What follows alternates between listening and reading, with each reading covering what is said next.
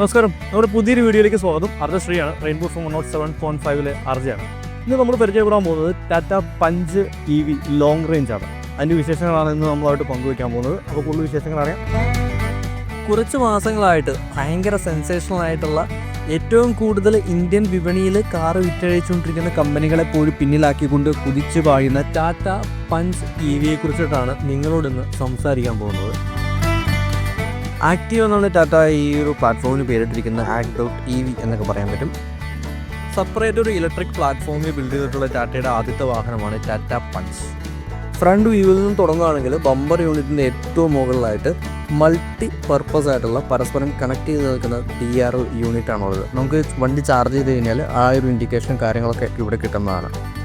അതും എടുത്ത് പറയേണ്ട ഒരു കാര്യമാണ്. പിന്നെ സൈഡിലേക്ക് വരികയാണെങ്കിൽ ഇൻഡിക്കേറ്റേഴ്സ്, അതായത് സീക്വൻഷ്യൽ ഇൻഡിക്കേറ്റേഴ്സാണ് നമുക്ക് ഇതിനകത്ത് കാണാൻ കഴിയുന്നത്. അതും ഭയങ്കര രസമായിട്ടുള്ള കാര്യമാണ്.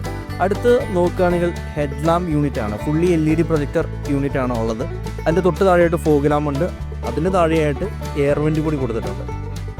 എടുത്തു പറയേണ്ട ഒരു കാര്യം എന്ന് പറയുന്നത് ടാറ്റയുടെ ലോഗോയാണ്. ലോഗോ വൈറ്റ് കളറിൽ ബ്ലാക്കിൽ പ്ലേസ് ചെയ്തിട്ടുണ്ട്. അത് കർവ് ചെയ്തിട്ട് പ്ലേസ് ചെയ്തിരിക്കുന്ന പോലെയാണ് തോന്നുന്നത്. അതുമാത്രമല്ല, അതിന് ചുറ്റും ഒരു സ്ക്വയർ ഷേപ്പിൽ ഒരു ചെറിയൊരു വെട്ട് നമുക്ക് കാണാൻ പറ്റുന്നതാണ്. ഇത് ഓപ്പൺ ചെയ്ത് കഴിഞ്ഞാൽ ഇതിൻ്റെ ഉള്ളിൽ ഈ പറയുന്ന ചാർജിങ് യൂണിറ്റാണ് ഉള്ളത്. ചാർജിങ് യൂണിറ്റ് നമുക്ക് പുറത്തു നിന്നും അകത്തു നിന്നും ഓപ്പൺ ചെയ്യാവുന്ന രീതിയിലാണ് സെറ്റ് ചെയ്തിരിക്കുന്നത്. സൈഡിലേക്ക് നോക്കുന്ന .EV എന്നുള്ളത് കൃത്യമായിട്ട് തന്നെ പ്ലേസ് ചെയ്യാൻ വേണ്ടിയിട്ട് അവർ ശ്രദ്ധിച്ചിട്ടുണ്ട്.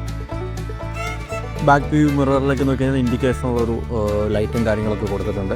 ബാക്കിലേക്ക് വരികയാണെങ്കിൽ ട്രയാരോ ഡിസൈൻ പാറ്റേണിലുള്ള ടൈം ലാമ്പും കാര്യങ്ങളൊക്കെ നമുക്ക് ഇവിടെ കാണാൻ പറ്റും. ബൂട്ട് തുറന്നു കഴിഞ്ഞാൽ അതിൻ്റെ ഉള്ളിൽ നോക്കിക്കഴിഞ്ഞാൽ ചാർജേഴ്സ് കാര്യങ്ങളൊക്കെ കൊടുത്തിട്ടുണ്ട്.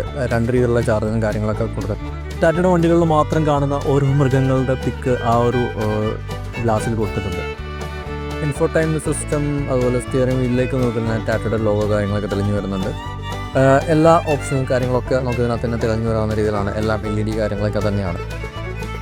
ഭയങ്കര കളർഫുള്ളായിട്ടുള്ള ഇൻഫോടൈൻമെൻറ്റ് സിസ്റ്റവും കാര്യങ്ങളൊക്കെയാണ്. ഡിജിറ്റൽ നോബുണ്ട്. ഡിജിറ്റൽ നോബ് സ്റ്റാർട്ടായി കഴിയുമ്പോൾ ഈ രീതിയിലൊരു ആനിമേഷൻ കാര്യങ്ങളൊക്കെ ആയിട്ടാണ് വരുന്നത്. അതിനകത്ത് നമുക്ക് ഓരോ ഡ്രൈവ് മോഡ് കാര്യങ്ങളൊക്കെ ഉണ്ട്.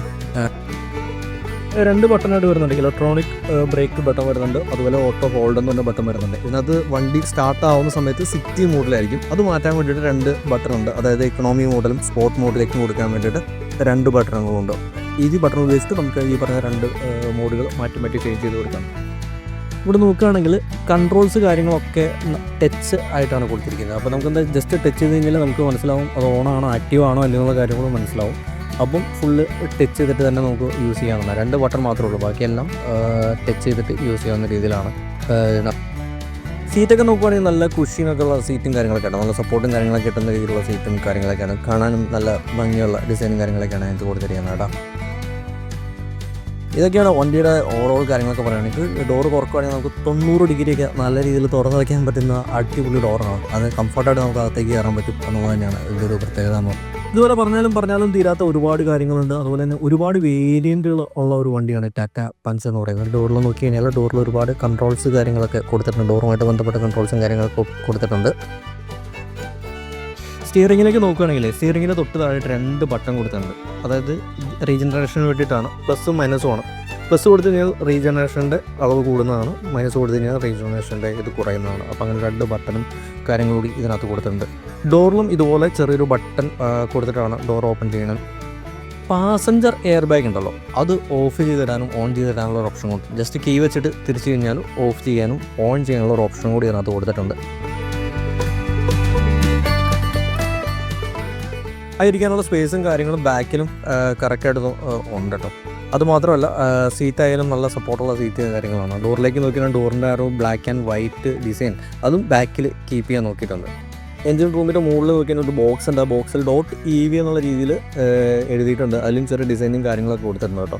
അപ്പോൾ ഇതാണ് എൻജിൻ റൂമിൻ്റെ ഒരു എന്ന് പറയുന്നത്.